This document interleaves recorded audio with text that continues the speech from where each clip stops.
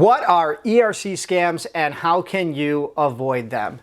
Today I'm going to share with you everything I've learned over the past going on 2-3 years about the employee retention credit and the scams that seem to be working their way through the system. I don't want to see anybody out there be misled or taken advantage of, so stick around. You're not going to want to miss this. So you heard right. A few months back, the IRS released a notice, a warning, if you will, to avoid third-party ERC filers that were promising people money who were not entitled to it. And they were also most likely not doing any due diligence to actually make sure you qualify. And on top of that, they're probably also charging some sort of fee up front. So real quick, I'm going to explain to you how the scam works, but drop a like for this video to get the word out to more people. So I've made video after video about what is the Employee Retention Credit, ERC, how you can apply for it online. So I'll do a quick recap and then we'll dive into the scams. Business owners who kept employees on the books, specifically W-2 employees during 2020 and 2021, could be entitled to a retroactive payroll tax refund. This credit comes back to you in the form of quarterly checks. It's money you've already paid. Consider it like the FICA wages, and then they're coming back to you because you paid employees when you had some sort of qualifying event. It could be a revenue reduction, a supply chain disruption. Perhaps it was some sort of full or partial shutdown. Now, the scams come in when these third parties, these fraudsters, start to get in touch with business owners and they tell them, you qualify. You need to get this money and I can help you. I've heard it coming in the form of cold calls, cold emails. I've had people, mail things home. I'm hearing commercials on the radio, and not everyone is out to scam you. There are some very reputable companies that you can look up, find their website, see their board of directors, their advisory boards. They can honestly help you. And if you do not qualify, they're going to reject you and tell you that as well. But these scammers are usually going to tell you that they can get you a higher refund without really checking your paperwork and your qualifications. As a result, they're going to come back to you with some sort of calculation, some sort of quarter by quarter breakdown, almost like they did a math problem and they're showing you their work and the total down at the bottom. And then they request a small payment up front, but honestly, it's not that small. I've heard as high as 25, 30, 35% of the expected refund. And then the crazy thing is sometimes they even file these documents on your behalf, but it takes months. We're talking 6, 8, sometimes 12 months or more for the checks to actually come in. And because you're supposed to wait that long, and it honestly does take that long with the IRS,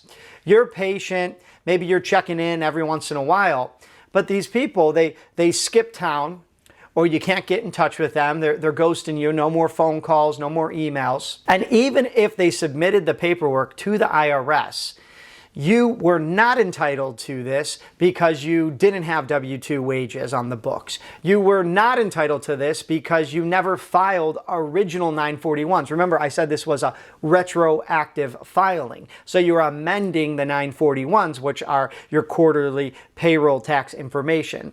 And if you are looking to change them and say, hey, I paid too much, send me a refund, there has to be an original on the books already. And the third thing is that you had to have actually already paid the payroll taxes owed in those quarters.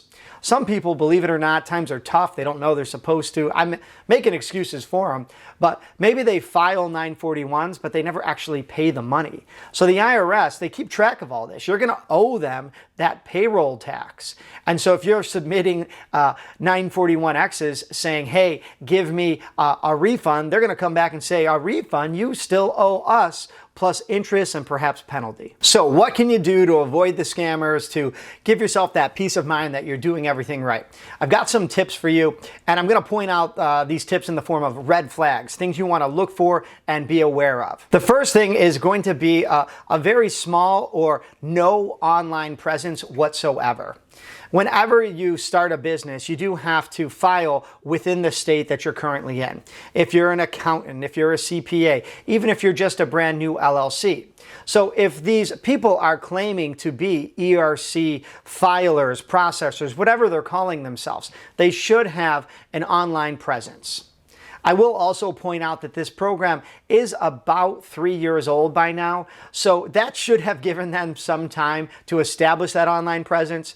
But if you're looking at a business that's only a year and a half or 2 years old, it might just be that they've only been around since they realized that they could help people. So again, you need to actually dive deep and do your due diligence. Now, another red flag would be if the people attempting to get your business only communicate with you via chat, text, email, some sort of messaging app. Now, don't get me wrong, sometimes it's tough to get like somebody on the phone, but there should be some sort of contact number available, even if you have to request it like through email or chat or text or something. A guy like myself, I get thousands of downloads and views and likes and thumbs up, and I always get people asking me questions, so the best place for me to answer those are in the comments, but I literally have a link, I'll leave it down below in the description of this video, I literally have a link where you could book a one-on-one call with me.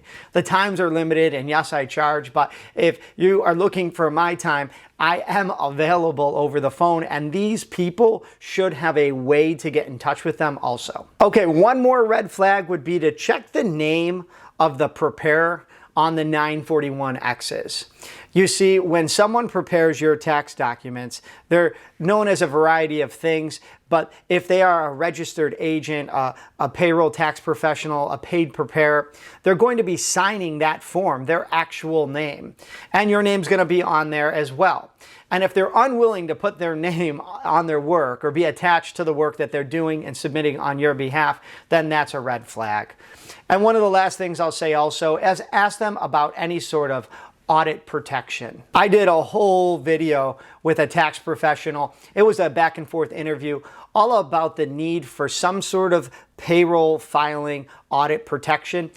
Of course, if they didn't do your income taxes, they may not be able to help you with that portion of it. But in terms of the ERC calculations, and if anyone ever came back asking for other paperwork, I think it's a good idea to at least ask them for that and see what they come back with. Okay, let's zoom out. A few key takeaways with all these ERC scams that seem to be popping up. If you're someone who goes and talks to the people you trust, the people who do your payroll, your accountants, your CPAs, and you learn a little bit either from one of my videos, from my website, or just plain from doing a Google search on the internet, what is the Employee Retention Credit ERC? And thinking back, did you experience a qualifying event during any of the available quarters in 2020 or 2021? If it does apply to you and you want a second opinion, or you want to go to a specialist who only helps people file for ERC 24/7, then you should definitely make sure to listen to the tips that I gave in this video about doing your due diligence and communicating with that person in a way that legitimizes them and you can trust that you're actually going to get the money that they say you're going to get because you're actually entitled to that money. Also, if you find yourself like the victim of a scam, or you're getting any sort of weird letters in the mail or cold calls, there is a email address and phone number where you can report these scammers to the IRS, and I will leave that down below in the description. So feel free to bookmark it or save it, because if this wave keeps increasing, we're gonna all need to do something to kind of squash it. And one of the last things I'll say is be very wary about paying money up front. If you trust the person you're doing business with and they send you an invoice and maybe you get a little discount for paying up front, then by all means save yourself some money, use it as a write-off for your business. But you already have established that these are a trusted business that you want to actually pay up front to get a discount. If it's someone that was high sales, or really you still have that strange feeling about, then I would avoid paying any money up front. because most of these processors are willing to wait to get paid until you get paid. All right, my website is full of other information and resources all about the employee retention credit, including ways you can apply online, who qualifies, what it is. So check it out. Also, if you're new to the channel, don't forget to hit subscribe and ring that notification bell. All right, as always, I'm Rich, and until next time.